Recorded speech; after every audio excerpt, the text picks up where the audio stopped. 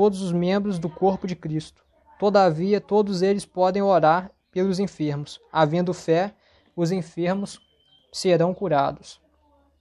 Pode também haver cura em obediência ao ensino bíblico. Quinto dom, dom de operação de milagres. Trata-se de atos sobrenaturais de poder, que intervêm nas leis da natureza. Inclui atos divinos, em que se manifesta o reino de Deus, contra Satanás e os espíritos malignos. Sexto dom, dom de profecia. É preciso distinguir a profecia aqui mencionada, como manifestação momentânea do espírito da profecia, como dom ministerial na igreja, mencionado em Efésios capítulo 4, versículo 11. Como dom de ministério, a profecia é concedida apenas a alguns crentes, os quais servem na igreja, como ministros profetas.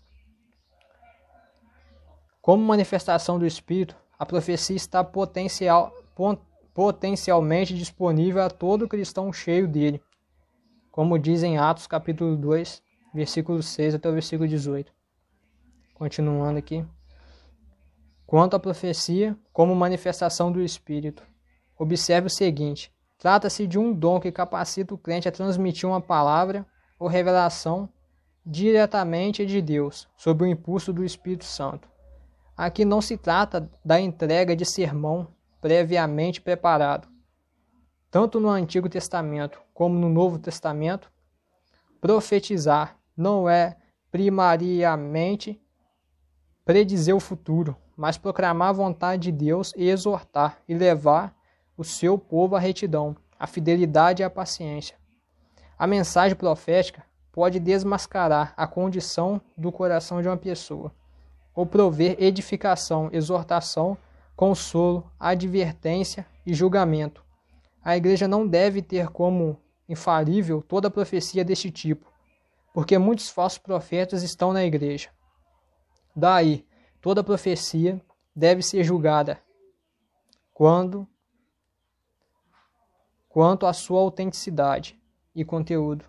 Ela deverá enquadrar-se na palavra de Deus, contribuir para a santidade da vida dos ouvintes e ser transmitida por alguém que de fato vive submisso e obediente a Cristo.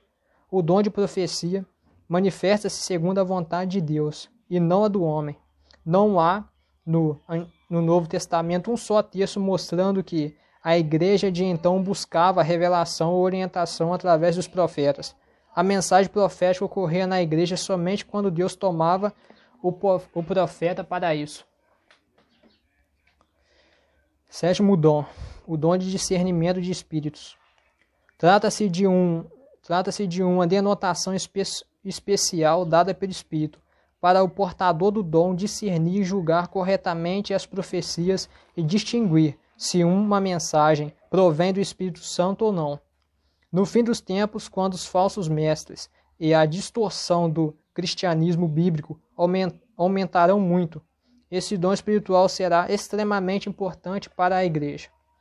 Oitavo dom, dom de variedade de línguas, ou línguas estranhas, como alguns chamam.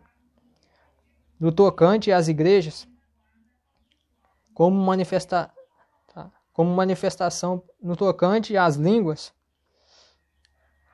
como manifestação sobrenatural do Espírito, notemos os seguintes fatos. Essas línguas podem ser humanas e vivas, ou uma língua desconhecida na terra. Línguas dos anjos.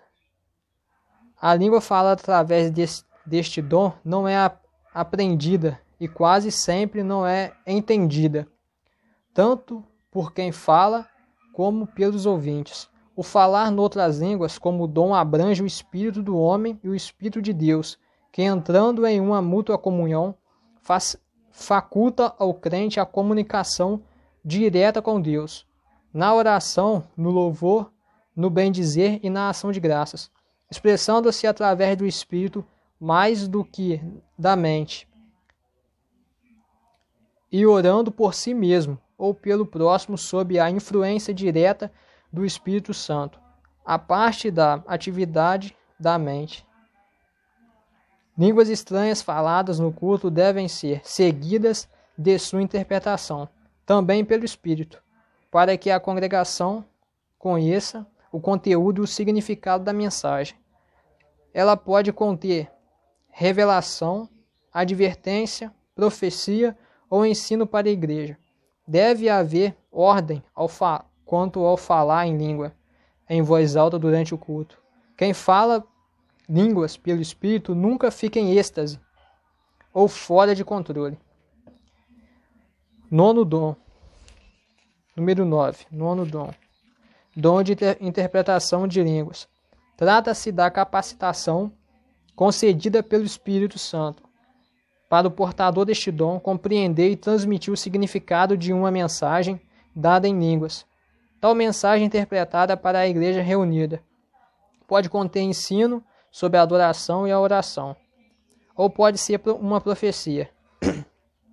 Toda a congregação pode, assim, desfrutar dessa revelação vinda do Espírito Santo. A interpretação de uma mensagem em línguas pode ser um meio de edificação da congregação inteira, pois toda ela recebe a mensagem. A interpretação pode vir através de quem deu a mensagem em línguas ou de outra pessoa. Quem fala em línguas deve orar para que possa interpretá-las.